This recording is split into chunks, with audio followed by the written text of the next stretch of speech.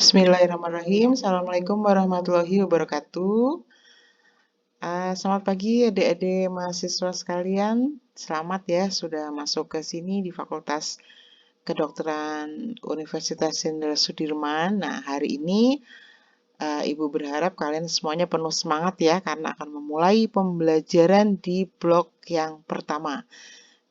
Kalian tahu blok yang pertama itu namanya blok Personality Development and Professionalism. Nanti di dalam blog ini kalian akan berbicara atau mendiskusikan mengenai materi perkembangan kepribadian dan juga profesionalisme. Nah, sebelumnya Ibu ingin memperkenalkan tim terlebih dahulu ya. Kalian sudah lihat ya wajahnya? Nah, itu wajah Dr. Afifah. Beliau adalah PIC 1 dari blok 11. Nah, beliau ada di lab farmakologi ya. Jadi nanti kalau kalian sudah mulai masuk pembelajaran blok klinis, sudah masuk lab, nah mungkin akan lebih sering ketemu dengan beliau di lab farmakologi. Beliau adalah PIC blok 11 ya, PIC 1. Nah, kemudian yang kedua, nah kalian lihat ini adalah wajah saya. Saya adalah PIC blok 11, PIC 2 ya. Nama saya Rahmawati Wulansari. Kalian boleh memanggil saya Bu Wulan. Saya kebetulan di Fakultas Kedokteran ini masuk di bagian IKM IKK ya. Nanti kalian di situ nanti kalau misalkan sudah mulai masuk lagi ya, ada gedung B. Nah, di sana ada tempat, salah satunya adalah ruang dosen IKM IKK. Kalian bisa bertemu saya di sana ya. Mudah-mudahan setelah pandemi berlalu bisa segera ketemu muka. Oke. Untuk blok 11 sebetulnya sosialisasinya itu cukup panjang ya. Kalau kalian kemarin sudah dibagikan jadwal, di sana tertera jadwal bahwa kalian akan mendapatkan sosialisasi tanggal 14 September 2020 pukul 8 sampai 8.50. Nah, karena yang harus disosialisasikan itu cukup banyak, maka Dr. Afifah dan Ibu sepakat untuk membagi dua sosialisasi ini. Untuk nomor 1 sampai nomor 3 ya, penjelasan blok 11, aturan akademik blok, kemudian materi, metode, dan asesmen. Nanti penjelasannya akan langsung diberikan oleh Dr. Afifah pada saat jadwal 14 September jam 8 lewat Jimit ya, kalian harus simak. Nah, untuk kali ini Ibu akan memberikan penjelasan nomor 4 sampai nomor 6. Jadi, Ibu akan jelaskan skenario pembelajaran, mind mapping, dan juga proyek video profesionalisme.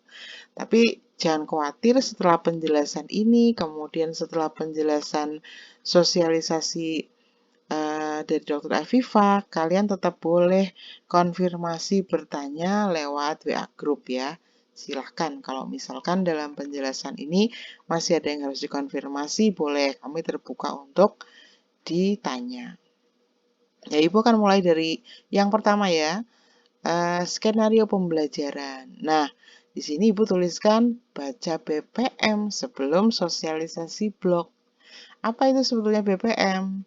BPM adalah buku panduan mahasiswa. Nah, buku ini adalah buku yang selalu ada, yang harus kalian miliki setiap kali memasuki blog. Demikian juga untuk blog 11.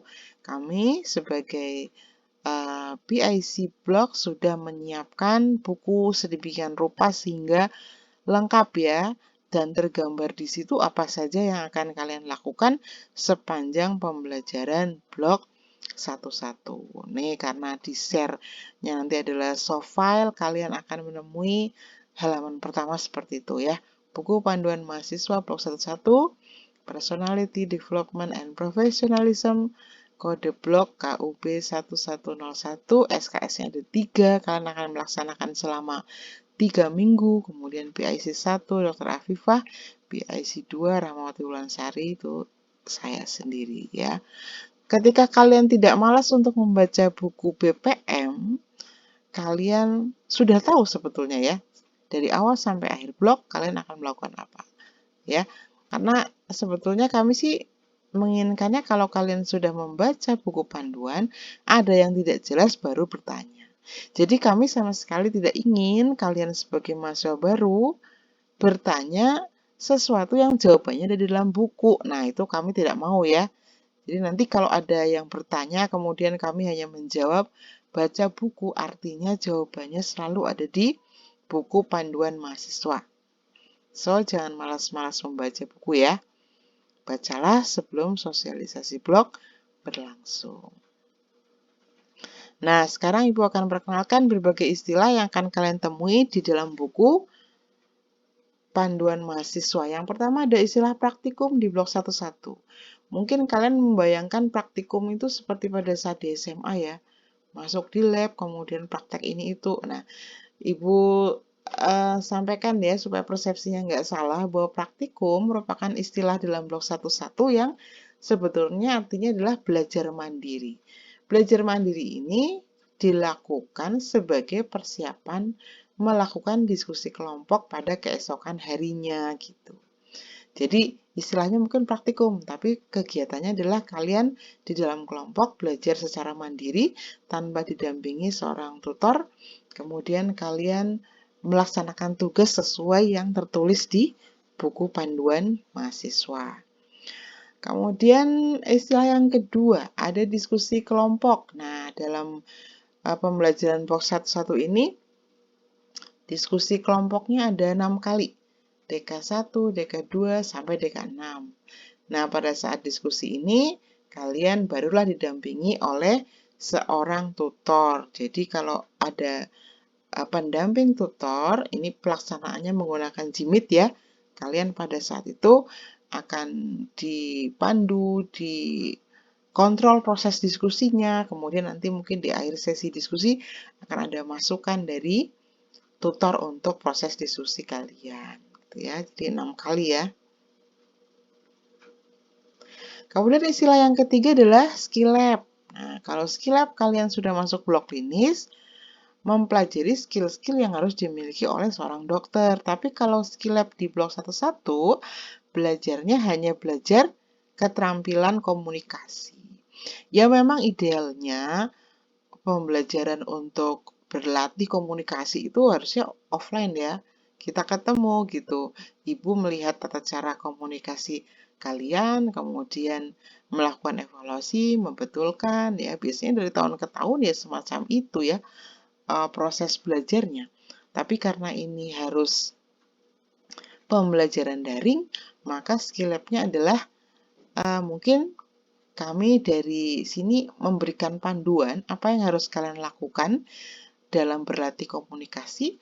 Nah, kemudian kalian harus membuat rekaman dari proses komunikasi tersebut untuk kemudian dilaporkan kepada kami dan nanti sebagai trainer, dalam hal ini tutor juga berperan sebagai trainer ya, nanti akan menilai dan mengevaluasi berdasarkan video yang kalian setorkan. Ya, walaupun proses skill lab-nya itu nggak bisa dikatakan ideal, tapi setidaknya kita mencoba untuk berlatih seperti itu ya. Untuk berlatih komunikasi, mendapatkan feedback juga lewat proses mengevaluasi hasil rekaman, nggak masalah ya. Mudah-mudahan nggak mengurangi semangat.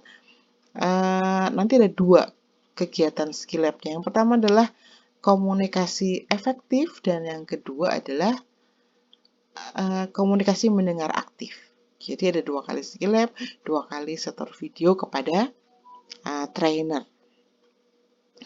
Kemudian istilah yang lain adalah pemutaran film. Nah, kalau disimak di jadwal, kalian akan melihat di situ ada F1, F2, F3. Jadi ada 3 kali penayangan film, di mana film-film yang kami pilih tentu saja film yang berkaitan dengan personality development and professionalism. Nah, pada kegiatan pemutaran film, nanti kalian menyimak di WA Group saja. Nanti PIC akan mencoba men-share link film yang sudah kami pilih. Kemudian kalian melihat film tersebut, kemudian di akhir sesi di grup WA boleh dilakukan suatu diskusi ya terhadap isi dari film yang baru saja dilihat bersama. Jadi ada 3 kali kegiatan, sinopsisnya juga sudah ditampilkan di buku panduan mahasiswa. Harapan kami sebetulnya ketika kalian melihat, kemudian ada insight untuk mengaplikasikannya dalam kehidupan sehari-hari, atau kalau misalkan masih ada yang harus dikonfirmasi, boleh ditanyakan di WA Group ya. Jadi ada 3 film berkaitan dengan blog ini. Kemudian ada lagi proyek video. Nah, nanti di dalam BPM banyak sekali istilah itu ya dipakai berulang kali. Proyek video sebetulnya apa sih? Sebetulnya proyek video ini adalah suatu bentuk ujian di blog 11. Jadi di awal kalian akan mendapatkan sebuah tugas untuk membuat sebuah video. Nah, video ini merupakan tugas kelompok dari masing-masing kelompok. Jadi anggota kelompok ada 10 orang, nanti bikin videonya cukup 1 ya. Proses pembuatan video ini akan dimulai dari praktikum 1, diskusi kelompok 1, dan seterusnya sampai akhirnya jadilah sebuah video. Nah, ketika video ini sudah jadi, dengan panduan atau bantuan tutor ya, arahan tutor, nantinya akan diuji atau dinilai oleh penguji. Penguji itu sebetulnya adalah tutor dari kelompok lain. Nah, nanti hasil dari nilai tersebut kita anggap sebagai nilai ujian akhir blok 11. Seperti itu ya. Mudah-mudahan sedikit tergambarkan. Nanti ada beberapa kali penjelasan tentang ini, nggak masalah kalau mau dikonfirmasi beberapa kali boleh. Istilah yang berikutnya ada mind mapping. Nah, mungkin yang dulu di SMA sudah pernah diajarkan mind mapping ya, sudah tergambar. Kira-kira mind mapping itu seperti apa? Mind mapping ini sebetulnya salah satu cara untuk menuliskan atau merangkum segala sesuatu dalam bentuk peta pikiran. Jadi, di blog 11 ini kalian akan mendapatkan tugas untuk membuat mind mapping. Namun, mind mapping itu wajib untuk tugas mind mapping diri. Ya. Kemudian, mind mapping itu bersifat disarankan untuk setiap materi yang kalian dapatkan di blog 11. Misalkan, materi tentang kepemimpinan. Ini saran dari PIC ya. Kalian buatlah materi tersebut dalam sebuah mind map. Walaupun tugas utamanya adalah mind map diri, namun mind map materi ini ketika kalian buat, itu akan mempermudah ketika kalian harus melakukan recalling.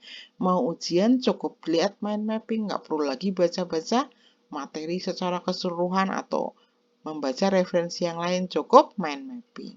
Ya. Mind mapping untuk yang materi tidak akan diperiksa, tidak akan diberikan penilaian. Ini adalah salah satu upaya untuk memenuhi kebutuhan kalian sendiri akan materi gitu. Jadi sifatnya adalah disarankan dibuat untuk setiap materi. Tapi yang wajib tadi sebetulnya hanya mind mapping diri ya. Nah, ini Ibu mencoba untuk merangkumkan secara keseluruhan diskusi ya, proses skenario pembelajaran untuk praktikum dan diskusi. Nah, ini kalian akan melihat P1 artinya praktikum 1 itu hubungannya dengan DK1. Materinya adalah tentang profesionalisme. Ya. P1, P3, dan P5 yang didiskusikan pada saat itu selalu berkaitan dengan proyek video profesionalisme.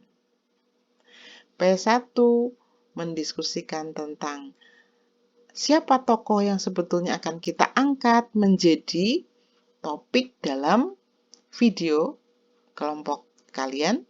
Kemudian akan lebih detail didiskusikan pada saat DK1.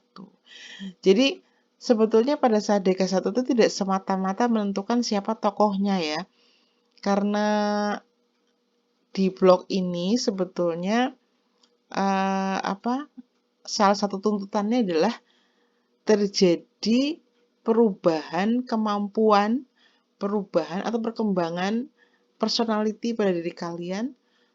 Misalkan lebih spesifiknya adalah kemampuan mempertahankan pendapat, kemampuan mengemukakan pendapat, atau mengkritisi pendapat dari teman yang lain, semacam itu ya. Jadi tidak semata-mata DK1 itu ujung-ujungnya nanti akhirnya adalah menentukan siapa tokohnya, namun kalian itu juga harus bisa berproses ya. Jadi nanti tutor juga akan mengarahkan pada saat diskusi itu apa yang harus kalian lakukan agar supaya terjadi suatu keputusan bersama yang disetujui oleh seluruh anggota kelompok. Jadi nggak hanya semata-mata udahlah tokohnya ini aja selesai, enggak ya. Jadi yang dinilai itu proses diskusinya. Jadi kalian juga harus tahu bahwa di blog ini juga ditekankan kemampuan komunikasi sebagai salah satu indikasi dari profesionalisme. Jadi dokter itu harus profesional. Salah satunya ditunjukkan dengan kemampuan komunikasi yang baik. So, kalian belajar di blog ini ya, kemampuan komunikasinya. Belajar diskusi, mempertahankan pendapat, mengkritisi orang lain, dan sebagainya. Nanti tema-tema itu akan terus didiskusikan tadi ya di DK1, 3, dan 5. Atau 5 dan 6. DK1 itu menentukan tokoh, DK3 itu sudah mengkerucut pada skenario yang tepat, pembagian peran, dan kemudian bahkan sudah sampai eksekusi pembuatan videonya. Kemudian di DK5 finishing touch atau editing sudah akhir proses edit ya, kalau sudah jadi lebih bagus. Kemudian nanti di DK6 itu DK6 itu pelaksananya setelah ujian proyek video ya. Jadi DK6 itu isinya adalah mengevaluasi kembali kenapa nilai yang didapatkan seperti itu ya. Apa yang harus diperbaiki, apa yang bisa sebetulnya dimaksimalkan. Kemudian ada satu hal lagi. Di dalam proses DK6 itu kalian juga boleh mencoba untuk memberikan penilaian secara individual ya. Boleh evaluasi kelompok, boleh evaluasi kinerja individual. Disinilah diperlukan pikiran yang jernih, untuk kesediaan untuk mendapatkan kritik gitu ya. Semacam itu bisa dibicarakan di sini di DK6. Karena tujuan akhirnya sebetulnya kan tidak hanya semata-mata memperoleh nilai berapa, tapi adalah ketika kalian bisa menambah atau meningkatkan kepribadian kalian menjadi lebih matang gitu ya. Jadi siap menghadapi kritik, siap berubah, siap untuk ya misalkan mendapatkan evaluasi dari teman-teman sebaya gitu ya. Itu akan dilaksanakan di DK6. Nah, kemudian di sini ada DK2 dan DK4, pembahasannya tentang personality. Nah, di DK2, kegiatannya adalah kalian akan mempresentasikan mind map diri yang sudah dibuat pada saat praktikum 2, TP2 ya.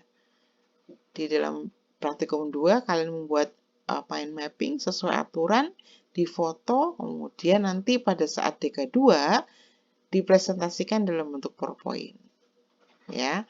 Nanti teknis kegiatan yang lebih jelas ada di buku panduan sebetulnya ya. Kalian harus presentasi, tidak boleh lebih dari 7 menit. Kemudian nanti akan dapat masukan dari tutor. kemudian nanti bergantian presentasinya via Gmeet gitu. Jadi mau tidak mau harus menggunakan Gmeet ya, harus live. Kemudian yang DK 4 itu berhubungan dengan refleksi. Jadi nanti kegiatannya adalah proses refleksi. Pada praktikum 4, kalian akan mendapatkan beberapa pertanyaan yang harus kalian jawab, dan itu merupakan pertanyaan yang menstimulasi refleksi. Nah, hasil dari refleksi tersebut dibuat dalam bentuk PowerPoint.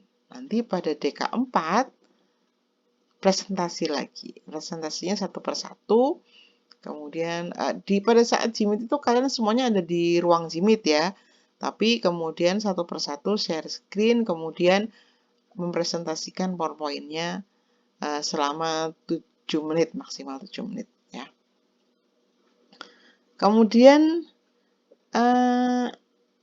yang berikutnya ya, mind mapping ya. Kalau kalian melihat di buku panduan mahasiswa, sebetulnya contoh mind mapping itu cukup banyak ya. Ada 3 kalau nggak salah. Nah, ini saya tampilkan satu saja. Mungkin saya bacakan sedikit tentang aturan pembuatan mind map ya. Yang pertama adalah tema utama terletak di tengah. Jadi pada mind map diri, tema utamanya adalah foto diri atau gambaran diri. Ya, kalian boleh menggambar sendiri yang menarik, yang cantik gitu ya. Yang ganteng, yang cantik boleh. Itu kalau contohnya sebetulnya hanya muka yang tidak begitu lengkap ya. Nah, kalian boleh membuat sketsa wajah, silahkan. Buatlah yang menarik. Karena ini merupakan pembuatan mind map yang paling dasar, jadi kalian boleh melatihnya dengan ya membuat sesuatu yang menarik, gambarnya menarik, kemudian warna-warnanya juga menarik. Ini sebagai dasar bahwa kalian nanti mungkin akan menggunakan mind map ini untuk tata cara penulisan pada materi-materi yang cukup rumit pada saat sudah masuk blok-blok yang berikutnya gitu ya. Kalau di blok 1.1 masih sederhana seperti ini. Kemudian aturan yang kedua adalah muncul turunan terkait tema. Jadi nanti diturunkan dari profil wajah, diturunkan terkait tema. Jadi misalkan kelebihan diri saya, nah, kemudian kekurangan diri saya, kemudian cita-cita dan obsesi saya, kemudian gambaran keluarga saya, kemudian teman-teman saya. Jadi teman-teman itu maksudnya dalam hal ini adalah support system yang bisa membuat dia menjadi lebih sukses ya. Bisa dituliskan di situ. Minimal itulah yang kalian tulis di turunan terkait tema tadi ya. Kemudian yang ketiga adalah mencari hubungan antar tema. Jadi bisa saja turunan terkait tema tadi terhubung satu sama lain. Misalkan katakanlah kelebihan saya adalah tadi memiliki link yang luas misalkan ya. Memiliki pergaulan yang luas. Kalian bisa tuliskan itu terhubung dengan tadi teman-teman. Teman-teman saya bisa mensupport saya untuk belajar lebih baik. Jadi kalau saya belajar dengan teman-teman hasilnya akan lebih baik. Bisa juga dihubungkan dengan link yang berikutnya. Ini misalkan cita-cita saya menjadi dokter yang lulusnya cepat. Kemudian saya mau belajar tentang ilmu yang sudah lebih khusus ya. Saya menjadi spesialis anak misalkan gitu, dituliskan di situ. Ini terkait dengan dihubungkan dengan tema yang lain bisa. Misalkan kalau gitu butuh nih teman-teman yang juga punya obsesi yang sama. Sehingga kalau kita berkumpul, saling bersinergi, belajar sesuatu dengan cara yang benar, yang baik, akhirnya punya pemahaman yang sama-sama bagus, dan seterusnya. Ya. Kemudian yang keempat, gunakan huruf yang jelas. Huruf besar lebih bagus, tapi kalau tidak huruf besar, huruf Latin pun boleh asalkan jelas. Ya, jangan sampai mind mapping itu dibuat dengan huruf yang nggak jelas sehingga nggak bisa terbaca. Ya, nggak boleh. Kemudian gambarkan di kertas polos ukuran A4. Gambarkan mind mapping tersebut di kertas polos ya. Biar seragam semuanya menggunakan ukuran A4. Kemudian untuk spidol atau mau pakai pastel atau apa itu ibu serahkan kepada kalian. Nyamannya menggunakan apa, tapi yang jelas kertasnya ukurannya sama supaya nanti pada saat difoto dimasukkan ke dalam PowerPoint kurang lebih kondisinya sama ya, jelas seperti itu. Ya. Kemudian yang keenam adalah sisakan ruang untuk tambahan tema. Jadi mind map yang baik sebetulnya adalah ketika sekali dibuat,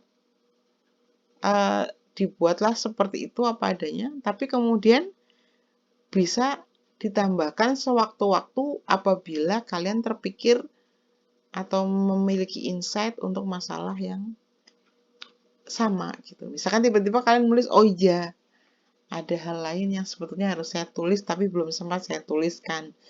Jadi dengan adanya ruang untuk tambahan tema itu memungkinkan untuk ditambahkan di situ.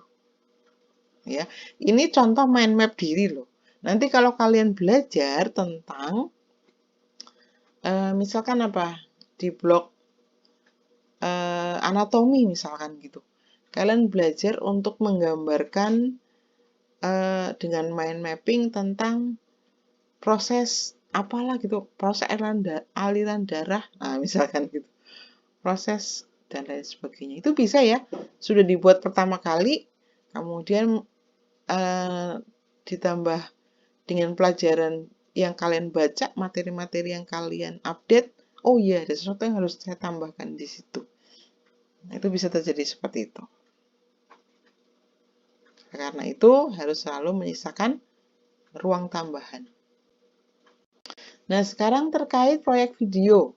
Tadi kalian sudah melihat di P1 DK1. P1 itu kan sebetulnya nanti akan membicarakan tokoh yang memenuhi kriteria ya. Yang pertama, tokohnya itu harus dokter.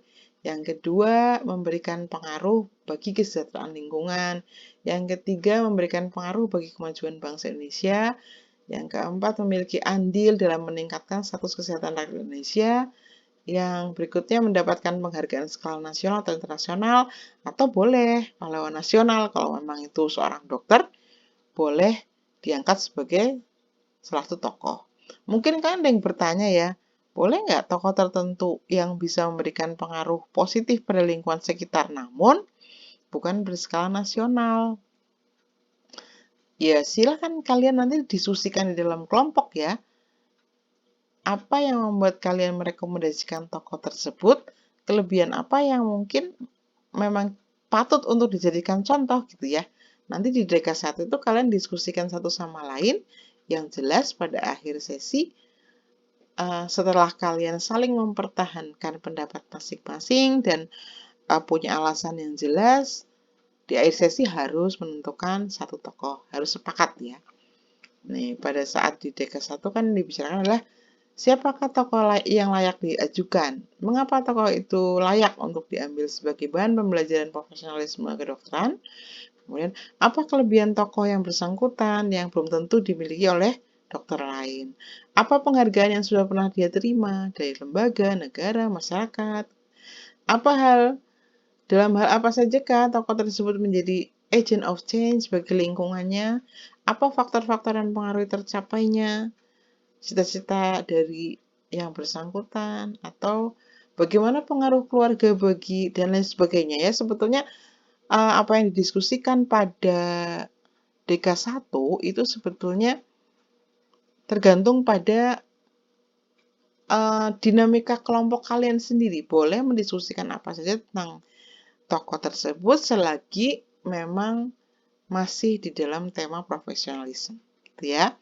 Nah, kalau sudah melampaui P1 dan DK1, setelah itu kalian mencoba untuk merumuskan sebuah video. Kira-kira kita mau membuat skenario seperti apa ya untuk membuat video dokumenter di mana tokohnya itu ya kalian sendiri, 10 orang harus berperan masing-masing, terserah siapa yang jadi tokoh, siapa yang jadi keluarga tokoh, siapa yang jadi teman-teman kerja tokoh, sehingga apa yang dilakukan tokoh tersebut menginspirasi orang banyak. Silahkan ya, dibuatkan skenarionya, dibuatkan videonya, walaupun kalian berada di tempat yang berbeda-beda, bisa-bisa saja ya, mahasiswa sekarang kan kreatif semua ya. Diminta bikin video, pasti nanti akan jadi video dokumenter yang saya yakin itu nanti semua akan bagus-bagus. Kalau sudah jadi, boleh diserahkan ke tutor. Tutor diminta untuk melihat, memberikan penilaian gitu ya, sebelum dinilai oleh penguji. Nah, penjelasan saya sudah berakhir. Cukup 30 menit ya, nanti selanjutnya penjelasan lebih detail mengenai penjelasan blog, aturan akademik, dan kegiatan-kegiatan blog termasuk asesmen, materi, metode. Kalian harus simak dari Dr. Afifah ya. Nah, sekarang sebelum ditutup, Ibu memberikan pesan, coba ya jangan malu bertanya, karena malu bertanya itu sesat di jalan.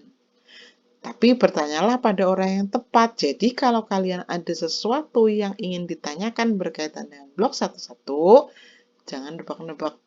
Wah, manggis ya, jangan tanya sama orang yang, oh katanya kita. Lebih baik tanya pada orang yang tepat. Yang pertama, kalian harus baca buku. Ada nggak aturannya di buku? Kalau sudah ada aturannya di buku, jangan bertanya. Ya, tapi kalau sudah ada aturan di buku, kalian baca nggak paham juga, atau harus ada yang dikonfirmasi, bertanyalah pada PIC. Baik Dr. Afifah sebagai PIC 1 atau saya sebagai PIC 2. Karena jawabannya pasti akan sama, pasti akan sesuai dengan yang diinginkan di blog ini. Jadi jangan oh itu kata teman saya, kata ketua angkatan, kata kakak kelas. Nggak seperti itu ya. Nah, ini pesan terakhir dari saya sebelum saya tutup. Mudah-mudahan sudah jelas. Kalau ada yang belum jelas, kalian boleh mengkonfirmasinya nanti pada saat jadwal sosialisasi blog 11. Oke, Ibu tutup. Assalamualaikum warahmatullahi wabarakatuh.